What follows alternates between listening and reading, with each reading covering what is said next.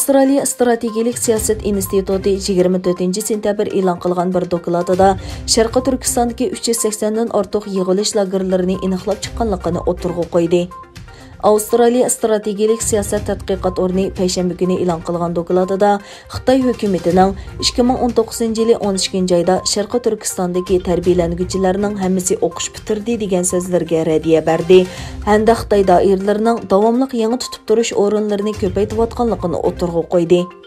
Bu turga yetakchilik qilgan tadqiqotchi Natxan Roser mundaq dedi.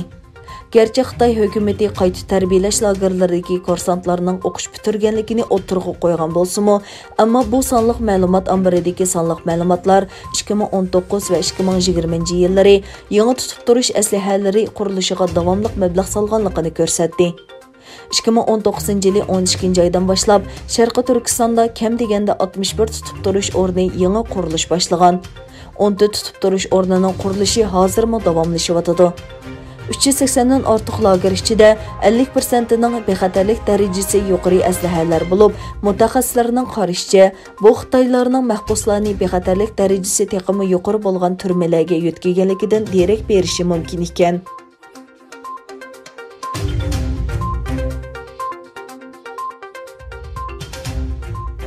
Amerika Avam Palatası 23 sentabr çarşamba Uyghur mecburi emgekini aşkarlaş qanuni layihəsini 187 ga qarşı 229 avaz bilan maqullidi. Bu Avam Palatasının 2 gün içinde Xitayning Uyg'urlarni mecburi emgekka selishiga qarshi maqullangan ikinci qanun layihəsi bo'lib qoldi. 22 sentabr Uyghur mecburi emgekining oldini olish qanuni Avam Palatasida 3 ga qarshi 406 avaz bilan maqullangan edi. Demokratchi Avam Palata a'zosi Jennifer Wexton o'tirg'i qo'ygan Uyg'ur mecburi emgekini aşkarlash qanuni Sharqi Turkistonda savdo tijorati va aloqasi bor Amerika shirkatlaridan ishlab chiqarish va ta'minlash zanjirining tafsilotini oshkorlaydiganligini talab qiladi. Bu shirkat mahsulotlarining mecburi emgek orqali ishlab chiqarilganmi yo'q yoki ishlab chiqarish jarayonining yig'ilish lagerlari bilan munosabati bor yo'qligini o'z ichiga oladi.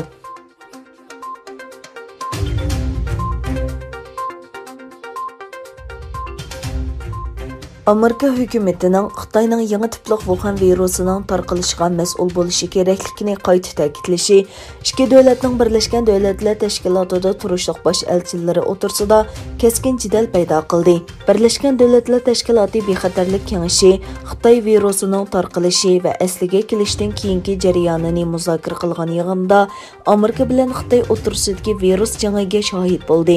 Amerikaning Birlashgan Davlatlar Tashkilotidagi doimiy vakili Kelly Craft yuqum ahvoliga qarata ochiq oshkor bo'lmagan Xitoyning yuqumning tarqalishiga mas'ul bo'lishi kerakligini o'tirg'i qo'ydi. Uning so'ziga javob qaytarishni kechiktirmagan Xitoy Birlashgan Davlatlar Tashkilotidagi doimiy vakili Jang Jun Amerikani siyosiy virus va soxta uchur tarqatdi, to'qinish va bilinish paydo qildi deb aybladi.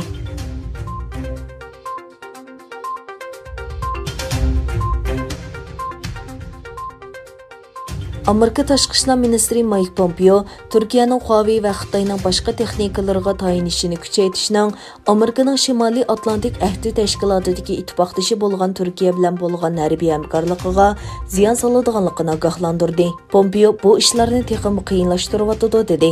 Amerika taratqullarining ziyoratini qabul qilgan Pumpeyo, hozir bizning Turkiyada ko'rinarli sonliq ma'lumotlarimizning bo'lishi va bularning Xitoy kompartiyasining qo'lga o'tib ketishi mumkinchiligi bizga har qanday vaqtdagidan texmo ehtiyot qilishimiz kerakligini ko'rsatdi dedi. Xitoy telegraf shirkatlari خۇاۋېي va Zhongxing yaqinqi yillardan buyon Turkiyadagi mavjudligini oshirdi. Bu kengayish Anqara-Washington liniyasidagi allaqachon jiddiylashib ketgan harbiy munosabatga parokandichilik soladigan to'r bexatarligi masalasini olib keldi. Trump hukumati uzundan buyon xۇاۋېيga besim ishlatib, Angliya, Germaniya qatorliq Yevropa davlatlaridagi ommaviy bexatarlikka chetishliq turlarda xۇاۋېي mahsulotlarini ishlatishni cheklashni talab qildi.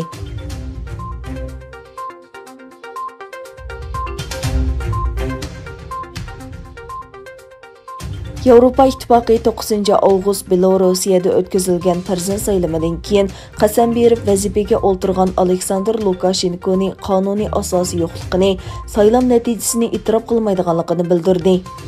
yevropaittipaقى tashqi munosabat va bixatarlik siyosatining yuqori darajalik vakili Josep Borrell yevropaittipaqiga vakolatan bayonot e'lon qilib, Belorusiyadagi saylam natijasini e'tirof qilmaydiganligini qayta ta'kidlab, buning odil va erkin emasligini o'tirg'a qo'ydi.